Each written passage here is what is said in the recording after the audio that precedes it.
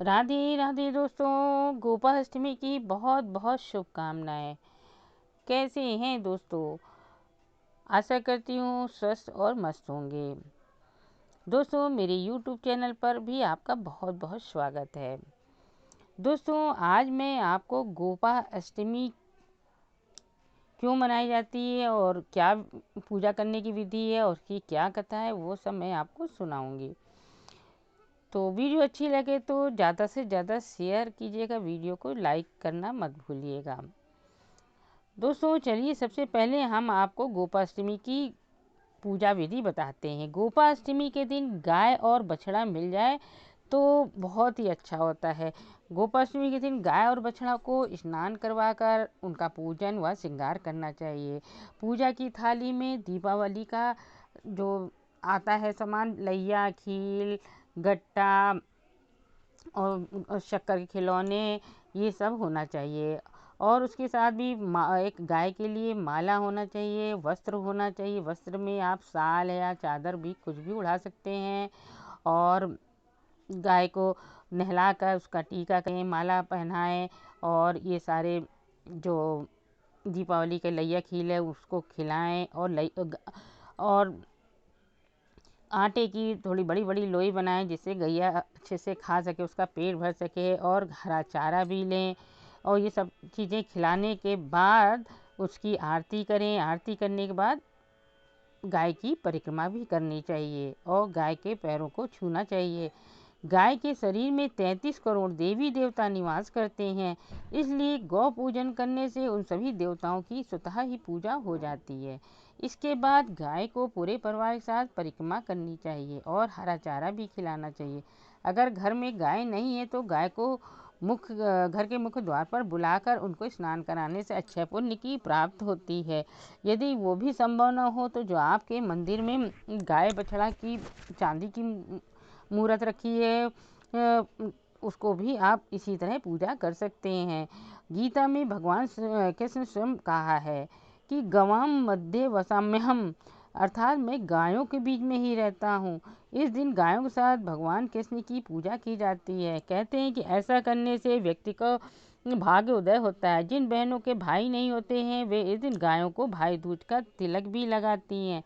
चलिए अब हम आपको बताते हैं कि गोपाष्टमी की क्यों मनाई जाती है।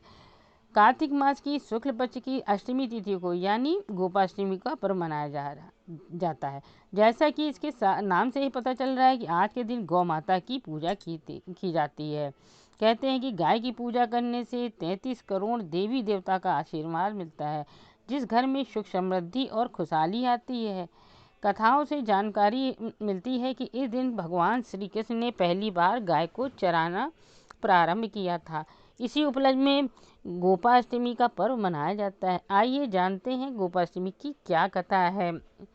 भगवान श्री कृष्ण ने गाय को चराया था, उस समय उनकी क्या उम्र थी। गोपाष्टमी की कथा। भगवान कृष्ण ने गोपाष्टमी से ही गौचरण लीला की शुरुआत की थी। इसके पीछे एक कथा मिलती है। कथा के अनुसार जब भगवान कृष्ण 6 वर्ष के हुए थे तब उन्होंने अपनी माँ यशोदा से कहा था कि माँ, हम बड़े हो गए हैं, इसलिए आज से बछड़ों को नहीं बल्कि गायों को चराने जाएंगे। मैया यशोदा ने कहा कि ठीक है, इसके लिए तुम पहले अपने बाबा से पूछ लेना। यशोदा मैया के इतने कहने पर झट से श्री कृष्ण जी नंद बाबा से पूछने चले गए। लेकिन नंद बाबा ने कहा कि अभी तुम छोटे ही हो, इसलिए बछड़ों को चराओ। लेकिन कृष्ण जी अपनी बात पर अड़े रहे। बालक की जिद को देखते हुए नंद बाबा ने कहा, अच्छा ठीक है, जाओ पंडित जी को बुला लाओ, गोचारण का मुहूर्त निकलवा देंगे।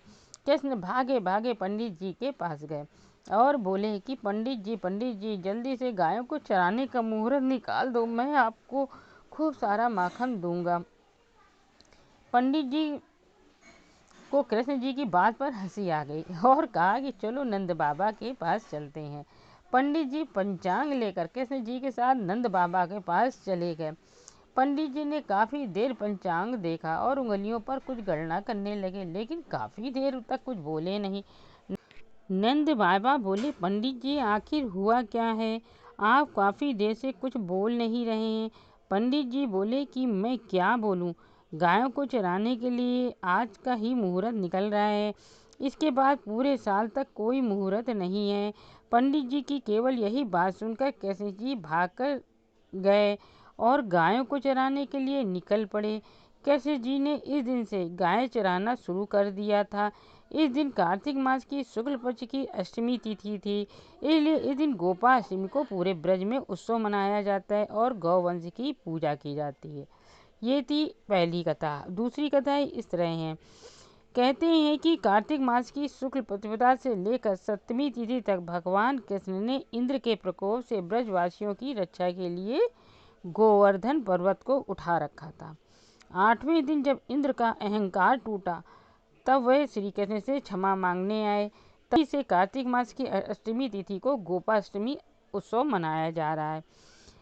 सनातन धर्म में गाय को बहुत पवित्र माना गया है। यहाँ तक कि श्रीमद् भागवत कथा में वर्णन मिलता है कि समुद्र मंथन के दौरान जब कामधेनु निकली थी, तब पवित्र होने की वजह से ऋषियों ने उसे अपने पास रख लिया था। मान्यता है कि कामधेनु से ही अन्य गायों की उत्पत्ति हुई थी। ये थी छोटी सी दूसरी कथा। और आपको ये वीडियो कैसी लगी कमेंट करके जय गौ माता करके ज़रूर से लिखें या जय श्री कृष्ण लिखें, जिससे मुझे पता चले कि आपने मेरी वीडियो देखी। वीडियो अच्छी लगी हो तो ज़्यादा से ज़्यादा शेयर कीजिए और मेरे चैनल को सब्सक्राइब करना मत भूलिएगा। चलिए अगली वीडियो मिलते हैं। राधे राधे।